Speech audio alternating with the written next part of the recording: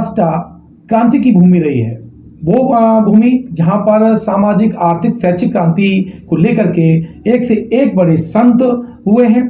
उसी क्रम में आज संत गौड़गी बाबा, जिन्हें हमारे लोग डेबू जी कहते हैं, आज उनका परिनिर्वाण दिवस है। उन्हीं पर, उनके जीवन दर्शन पर चर्चा करने के लिए आज हमारे स्टूडियो में हैं माननीय आरसी बौद्ध जी, जो कि विश्व बौद्ध महासंघ के संरक्षक हैं। सबसे पहले सर, आपका हमारे स्टूडियो में स्वागत है। आपको धन्यवाद बहुत बहुत। आज 20 दिसंबर है और आज ही के दिन जो डेबू जी महाराज, जिन्हें संत गौड़गी महाराज के नाम से पूरी दुनिया जानती है, उनके बारे में, उनके जीवन दर्शन के बारे में, आरंभिक उनका जीवन क्या रहा, इसके बारे में थोड़ा बताने की करें। एक तो सबसे पहले मैं आपके BCNC न्यूज़ चैनल को साधुवाद देता हूँ। और आज चूँकि संत गाडगे बाबा का परिनिर्वाण दिवस है, आज ही के दिन यानी 20 दिसंबर 1956 को उनका परिनिर्वाण हुआ था। संत गाडगे का जीवन, उनका संघर्ष, और अगर उनके व्यक्तित्व और कर्तृत्व को समझना है तो उस समय की सामाजिक परिस्थितियों का, उनकी पारिवारिक पृष्ठभूमि का, उसकी सामाजिक और आर्थिक स्थितियों का आकलन के आधार पर ही उस महान पुरुष के योगदान का आकलन सही ढंग से हो सकता है। वैसे तो इतिहासकारों ने जो महान लोग हुए हैं उनकी 3 कसौटियाँ रखा है। पहला कि उस महान व्यक्तित्व का या उस महापुरुष के जीवन का क्या लक्ष्य था। दूसरा, उस लक्ष्य को प्राप्त करने के लिए उसने अपने जीवन में कितना संघर्ष किया और कितना सफल रहा। और तीसरा, उसके संघर्ष का देश पर, समाज पर क्या प्रभाव पड़ा। इस स्थिति में अगर हम देखते हैं तो तथागत से लेकर भगवान बुद्ध से लेकर के और जो हमारे महापुरुष हुए हैं, ज्योतिबा फूले हैं, साहू जी महाराज हैं, बाबा साहब अम्बेडकर हैं, मानव कांसीराम साहब हैं और महापुरुष हैं, जिसमें संत गाडगे का भी है। तो इस दृष्टि से संत गाडगे, जो उत्तर भारत में धोबी समाज कहा जाता है, जो एक अछूत समाज की एक जाति है, और महाराष्ट्र में इसे परीट कहा जाता है, उस समाज में ये 23 फरवरी 1876 को इनका जन्म हुआ था। इनके पिताजी की जो आर्थिक या माली हालत थी बहुत अच्छी नहीं थी, और इन अमरावती ज़िला है महाराष्ट्र में, तो उसी के पास एक गांव है सेंडपुर, तो उसमें इनका जन्म हुआ था। डेबू जी के पिता का नाम झिंगराज जी था, और इसलिए डेबू जी का पूरा नाम डेबू झिंगराज जी जानवरकर कहा जाता है जी। ये इनके पिताजी उस समय कुछ सामाजिक कुरीतियाँ जो समाज में चलती थी, जैसे मद्यपान वगैरह, तो इस कारण से वो बीमार हो गए। और 8 वर्ष की अवस्था जब डेबू जी की थी तो उस समय इनके पिताजी का देहांत हो गया। देहांत होने के बाद इनके जो चाचा वगैरह थे सहयोग नहीं किया, तो इनकी माताजी इनको ले करके अपने ननिहाल चली आई। ननिहाल में जो डेबू जी के नाना जी या इनके माताजी के जो पिताजी थे हम्बीर राव और उनके मामा चंद्रभान, तो इन दोनों लोगों ने इनको सहयोग किया, इनको अपने यहाँ इनकी माताजी को रखा। डेबू जी वहीं पले बढ़े, और चूँकि इनके जो नाना जी थे इनकी माली हालत अच्छी थी, आप अंदाज लगाइए कि उस समय उनके पास 56 एकड़ ज़मीन थी, काफ़ी मात्रा में काफ़ी अच्छी हालत थी, तो कोई आर्थिक रूप से दिक्कत नहीं थी। डेबू जी बचपन से लेकर के फिर बड़े हुए, तो और जो आप जानते हैं कि गांव में जिस तरह से जानवरों का, खेती का काम, ये सब में डेबू जी ने बढ़ चढ़ कर अपने मामा के साथ हिस्सा लिया। और जब डेबू जी बड़े हुए, 15-16 साल के हुए और इनके मामा चंद्रभान के बेटों की भी शादी हो गई। तो चूँकि उस समय थोड़ा जल्दी शादी हो जाती थी, तो इनके नाना ने और इनके मामा ने फिर इनकी भी शादी वहीं पास का एक दापुरे गांव था, तो कुंताबाई नाम की, तो इन्हीं के समाज की कुंताबाई से उनकी शादी हुई। शादी के बाद इनका जीवन चलता रहा और इनके 2 पुत्र हुए, 2 बेटे हुए। एक बेटा का जिक्र हम बाद में करेंगे, लेकिन 2 बेटियां जो पहले हुई उसमें अलोकाबाई सबसे बड़ी थी, उसके बाद कलावती बाई। क्योंकि महाराष्ट्र में थोड़ा जो महिलाएं होती हैं, बच्चियां होती हैं, उनके नाम के साथ बाई लगाते हैं जी। जैसे इधर देवी लगाते हैं। तो उसी तरह से और एक बेटा मुदगल हुआ। तो ये 2 बेटी और एक बेटा मुदगल, पृष्ठभूमि, ये पारिवारिक पृष्ठभूमि। इसके बाद आप जानते हैं कि फिर डेबू जी का वहीं जीवन चल रहा था। तो इस तरह से इनकी ये पारिवारिक और सामाजिक पृष्ठभूमि थी। और समाज में उस समय जो अंधविश्वास था, जो उस समय धार्मिक अंधविश्वास, सामाजिक कुरीतियाँ थीं, और इसके अलावा तमाम अशिक्षा थी, पढ़ाई लिखाई ज़्यादा नहीं थी। समाज में मद्यपान था। मद्यपान की ये हालत थी कि अगर कोई सामाजिक कार्यक्रम होता था तो उसमें वो थोड़ा कंपलसरी टाइप का था। तो इस तरह से परिणाम ये होता था, ग्रसित था। हाँ, और उसके कारण से लोग साहूकारों के कर्ज में भी डूबे रहते थे। ये हालत उस समय थी समाज में। सर, जैसे कि हर एक जो महापुरुष बनता है उसके जीवन में कोई एक ऐतिहासिक घटना होती है जी। तो इनका जो परिवर्तन आया, जो गृहस्थ जीवन छोड़ा उन्होंने, और फिर उन्होंने शिक्षा, सामाजिक और आर्थिक क्रांति की ओर कदम बढ़ा, उस पर थोड़ा दर्शन, उस पर प्रकाश डालिएगा कि आखिर ऐसी क्या घटना थी कि उनके जीवन बिल्कुल बदल गया। देखिए, जितने भी महापुरुष हुए उनके जीवन में कोई ना कोई घटना हुई, जिसे एक रिवर्प एंड रिवोल्ट थ्योरी के नाम से कह सकते हैं। जैसे भगवान बुद्ध के जीवन में जब लोनी नदी के पानी के बंटवारे को लेकर हुआ, तो वो एक घटना थी जीवन की। ऐसे ज्योतिबा फूले के, इसी तरह से साहू जी महाराज के जीवन में जब उनको पता चला, तो इसी तरह से उनके जो डेबू जी थे, तो इनके भी जीवन में एक घटना घटी। और वो घटना ये थी कि 1896 से लेकर लगभग 3 साल यानी 1899 तक इनका ननिहाल में या उसे पूरे एरिया में सूखा पड़ गया, ज़बरदस्त सूखा पड़ा। तो पूरा समाज परेशान हो गया। और इनके जो नाना की ज़मीन थी, तो अब वो दिक्कत होती थी, तो इसलिए वो साहूकारों से कर्ज लेने में वो लगभग पूरी ज़मीन गिरवी हो गई। और कुछ ऐसी भी ज़मीन थी जिस ज़मीन में इनके नाना ने ख़रीदा था, लेकिन उसकी विधिवत रजिस्ट्री नहीं हो पाई थी। अच्छा। तो उसको वो साहूकार की नज़र ख़राब हो गई और उसने कहा ये भी मेरी ज़मीन है।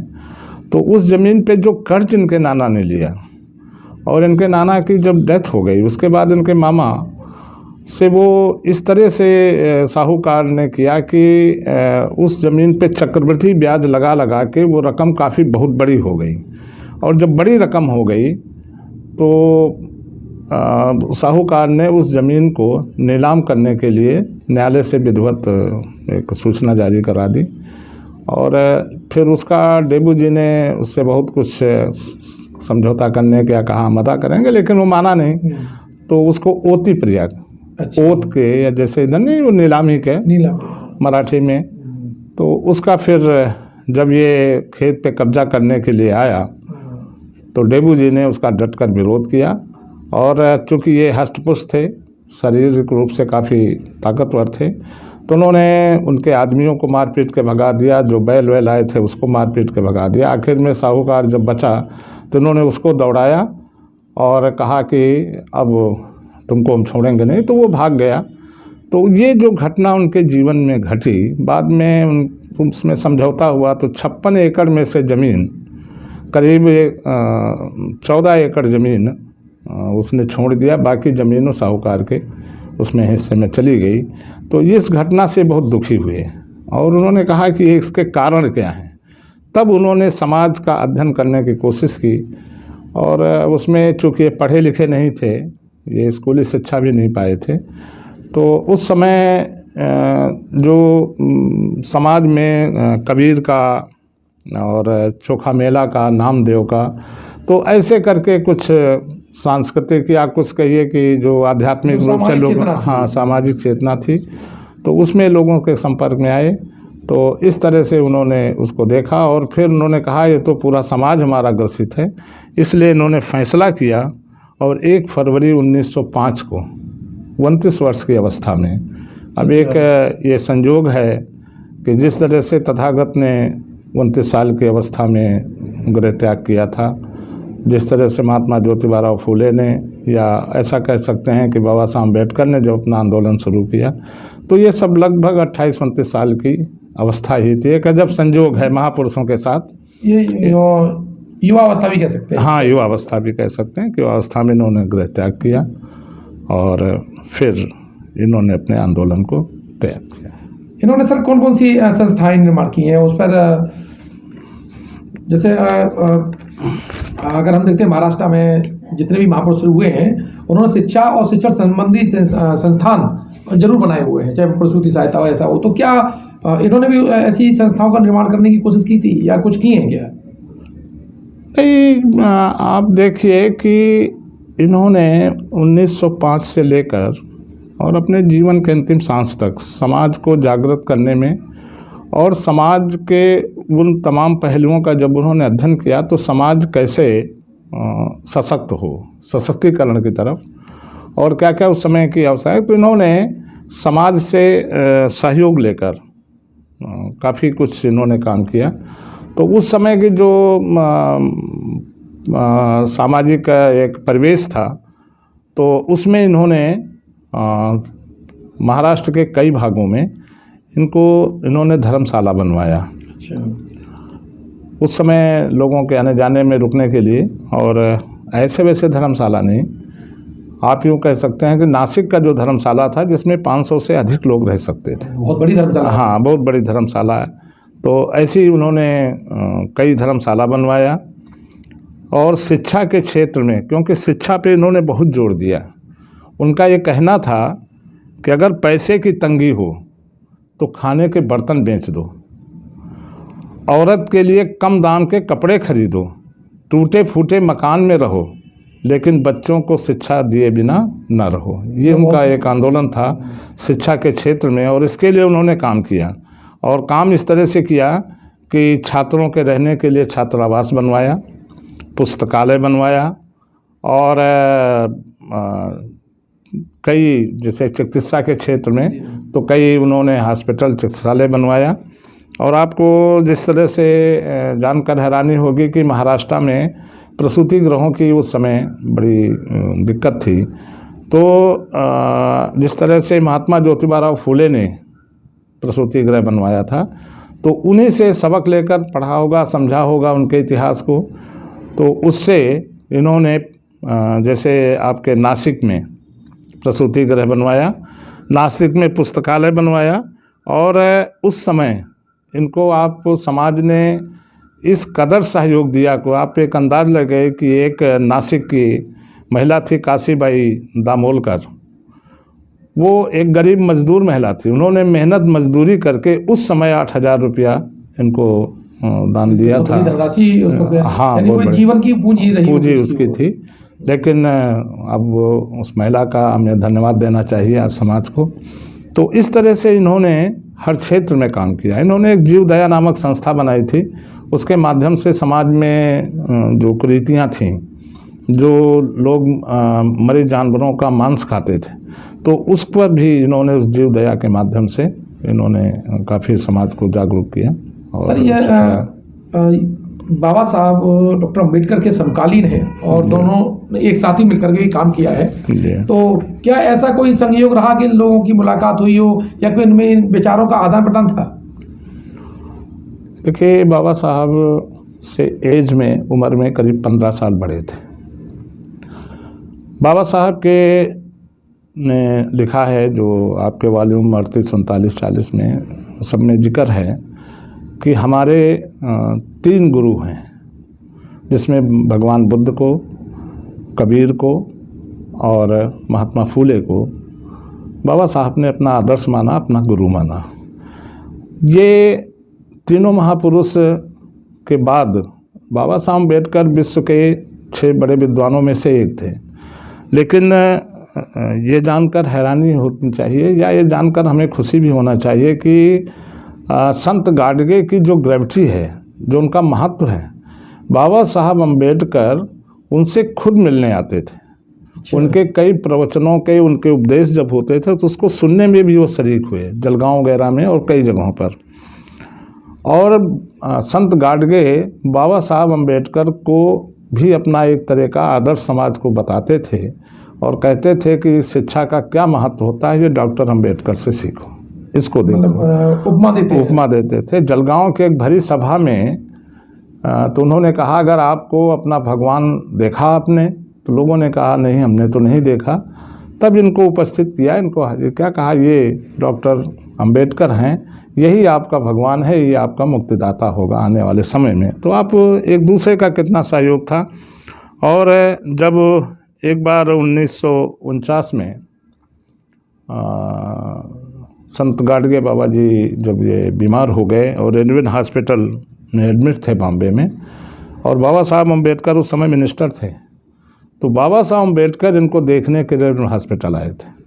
और दूसरी जो महत्वपूर्ण घटना है वो ये है कि जब बाबा साहब अम्बेडकर दीक्षा लेना चाहते थे, धम्म दीक्षा लेना चाहते थे, तो उससे पहले इनसे राय लेने के लिए वो संत गाडगे बाबा के पास वो आए थे।